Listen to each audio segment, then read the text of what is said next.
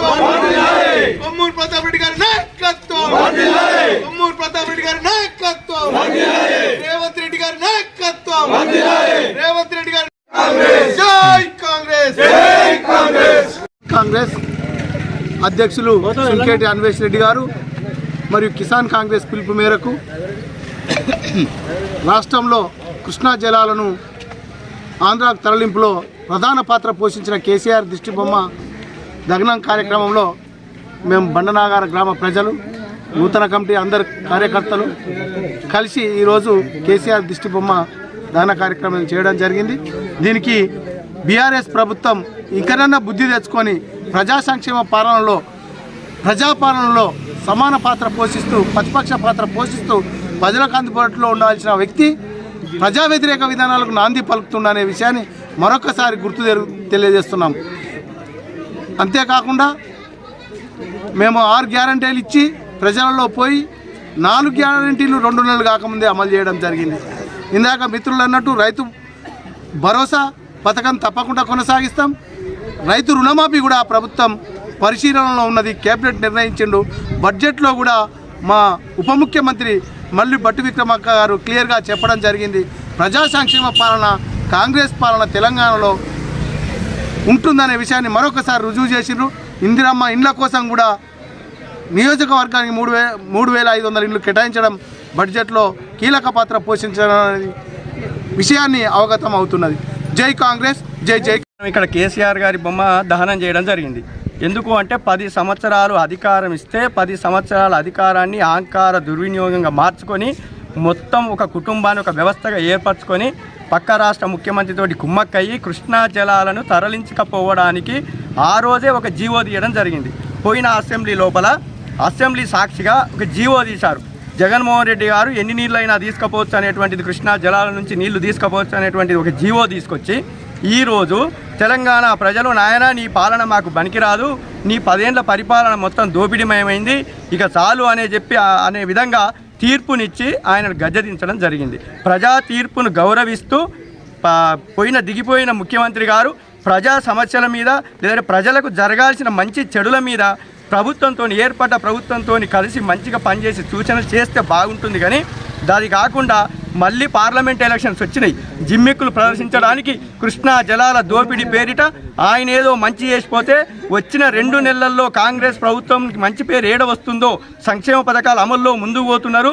అన్ని పార్టీలతో సమన్వయం పరుచుకొని అన్ని ప్రజా నిర్ణయాలు తీసుకుంటున్నారనే ఉద్దేశంతో కాంగ్రెస్ పార్టీ మీద బదనాం వేయడానికి కృష్ణా జలాలు ఆంధ్ర వాళ్ళు తరలించుకుపోతుంటే చూస్తూ ఊరుకుంటుండు ముఖ్యమంత్రి అనే విధంగా మాట్లాడుతున్నందుకు కేసీఆర్ గారు గుర్తుంచుకోండి, ఉద్యమంలో మీ వెంట నడిచినోళ్ళం, ఉద్యమం చేసినోళ్ళం, నిన్ను తెలంగాణ ముఖ్యమంత్రిగా చూసినోళ్ళం. కానీ నీవు ముఖ్యమంత్రిగా పనికిరావు, తెలంగాణ ప్రజలకు మోసం చేస్తున్నావు, కృష్ణా గోదావరి నీళ్లను పక్క రాష్ట్రాలకు దోచిపెడుతున్నావు అనే విధంగానే తెలంగాణ ప్రజలను మేల్కొల్పి నేను గద్దెదించడం జరిగింది.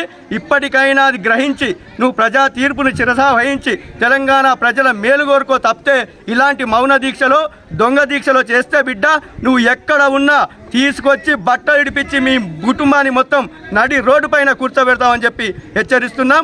జై కాంగ్రెస్ జై జై కాంగ్రెస్. అవకతవకలు జీర్ణించుకోలేక కేసీఆర్, కేటీఆర్, కవిత, ఇంకా వాళ్ళ కుటుంబ సభ్యులు, హరీష్ రావు వాళ్ళ కుటుంబ సభ్యులు 5 ఉన్నారు. మంత్రులు వాళ్ళే, ముఖ్యమంత్రి వాళ్ళే ఉండి దోపిడీ చేసిండ్రు, భూ కబ్జాలు పెట్టిండ్రు, ధరణి పేరు మీద తిన్నారు, ఇంకా మేడిగడ్డను కట్టి 1,00,000 కోట్లు తిన్నారు. ఇవన్నీ తిని ఊరుకోక ఇప్పుడు రేవంత్ రెడ్డి గారు సమన్వయంగా మంచి పద్ధతితోని మంత్రివర్గములతోని సమన్వయం ఉండుకుంటూ మంచి పనులు చేస్తున్నాడు. 6 గ్యారంటీలను 2 గ్యారంటీలు అమలుపరిచారు, ఇంకా 2 గ్యారంటీలు ఈ 10 రోజుల్లోనే అమలుపరుస్తున్నారు. తదుపరి 2 రుణమాఫీ రైతులకు ముఖ్యంగా మరియు రైతు భరోసా ఏదైతే ఉన్నదో రైతు బంధు వేసేది అవి కూడా 15 రోజుల లోపల అందరికీ వేస్తాను కూడా చెప్తున్నాడు ఒక ముఖ్యమంత్రి లెవెల్లో.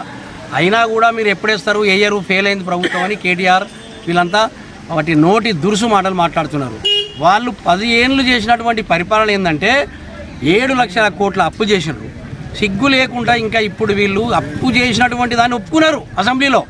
7 లక్షల కోట్ల అప్పుండగా కూడా మళ్ళీ ఇప్పుడు 1,00,000 కోట్లు సంపాదించి అప్పు రూపకంగానో ఏ రూపకంగానో ప్రధానమంత్రి దగ్గరికి పోయి రేవంత్ రెడ్డి గారు 50,000 కోట్లు కూడా తెస్తున్నాడు. ఆ రోజు ప్రధానమంత్రి దగ్గర రానేలేయనను, ఎందుకంటే ఈయనకు నాణ్యత, నూన్యత, ఆనెస్టీ, హ్యుమానిటీ లేదు. ఎందుకంటే ప్రధానమంత్రి తెలంగాణకు వస్తే ఈయన పోడు దగ్గరికి ఈయన పదవి పెద్దదా, ప్రధానమంత్రి పెద్దదా? అది బీజేపీ కానీ, కమ్యూనిస్టు కానీ, అది ఏ పార్టీ అయినా కానీ ప్రధానమంత్రి అన్నప్పుడు అక్కడ విలువ ఇవ్వాలి. విలువ ఇస్తే ఆయన ఇంత అన్నం పెట్టు, ఆయన కార్డు పెట్టాడు, కార్డు పెడితే మనని కడుపు కొట్టిండు. ఇది జరిగింది. పెద్ద మనిషి చేసే పనికి ఇది. ఒక పెద్ద మనిషి, ఇంటి పెద్ద మనిషి సంసారం చక్కగా చేయకపోతే ఏమవుతుంది? అందరికీ బట్టలు దొరకాయి, తిండి దొరకదు, ఏది దొరకదు. ఆ పని చేసిపోయిండు, సిప్పదొప్ప చెప్పిపోయిండు మనకు. ఇంకా ఇప్పుడు ఏం చెప్తాడు? మొన్న ఎలక్షన్ల ముందు జగన్ తుపాకులు పట్టుకొని వచ్చి మన జలాలను తీసుకొని పోదామంటుండే నాగర్ సార్ దగ్గరికి. అడ్డం పోలే, ఆయనకు ఏగేసిండు. ఈరోజు మన రేవంత్ రెడ్డి గారు దమ్ముంటే రా జగన్, ఈరోజు వస్తే నేను చూసుకుంటా అని చెప్తున్నాడు. 2 నెలలకే 2 నెలల ముఖ్యమంత్రి ఇంత గట్టిగా మాట్లాడుతాడు. 10 ఏళ్ళ ముఖ్యమంత్రి నేను అందరి సన్యాసులు అనేటోడు. ఈయన ఏమైనా దున్నపోతు కానీ ధ్వనమైపోయిండు. కాబట్టి ముఖ్యమంత్రిగా పనిచేసినటువంటి వ్యక్తి ఆ విధంగా మాట్లాడకూడదు. మంత్రులుగా పనిచేసినటువంటి వాళ్ళు కాంగ్రెస్ ప్రభుత్వం మీద ఆ విధంగా మాట్లాడకండి. కాంగ్రెస్ ప్రభుత్వం పటిష్టంగా ఉన్నది. ఎన్ని అప్పులైనా ధైర్యంగా అవసరమైతే ఎటువంటి అందరి ప్రతిపక్షాలతో కూడా అందరి మేధావులతోని ఎట్లయితే ఆర్థిక సంస్థ బలపడుతుంది అనే ఉద్దేశంగా మంచి మేధావులతో మీటింగ్ పెట్టుకొని ఆయన డబ్బులు తెచ్చి అందరికి ఇస్తాడు. 6 గ్యారంటీలు చేస్తాడు, ఇంకా చాలా చేస్తాడు. పంట బీమా పథకం కూడా అమలు పరిచిండు. నిన్ననే చెప్పాడు ముఖ్యమంత్రి గారు. ఎంత మంచిదంటే అది పంట బీమా పథకం అనేది చాలా మంచిది. మనం ఏ పంట పెట్టినా కూడా బీమా ఉంటుంది. చెడిపోయినా కూడా మనకు డబ్బులు వస్తాయి. అంత ధైర్యంగా పెడతాం ఏ పంట అయినా. మనం మంచిగా చేసిండు కాబట్టి ముఖ్యమంత్రికి సపోర్ట్ చేద్దాం. కేసీఆర్ని అలా దృష్టిబొమ్మ గాలబెట్టాము. ఎందుకు గాలబెట్టామంటే ఆయన మాట్లాడిన దురుసు మాటలు, ఆయన కుటుంబ సభ్యులు మాట్లాడినటువంటి చెడు దుష్ప్రచారాలు, వీటికి మేము స్పందించి కాలబెడుతున్నాం. లేకుంటే ఏదో అక్కస్తోని కాదు ఇది. ఆయన చేసిన ఇప్పటికైనా నోరు మూసుకొని ప్రభుత్వానికి సపోర్ట్ చేయి. 2 నెలలు కాలే, 2 ఏళ్ళు చూడు. 2 నెలల తర్వాత మంచిగా అయిపోతున్నావు అడుగు, కానీ ప్రతిపాదించు, ధర్నాలు చేయి, ఏమన్నా చేయి, నీకు హక్కు ఉన్నది.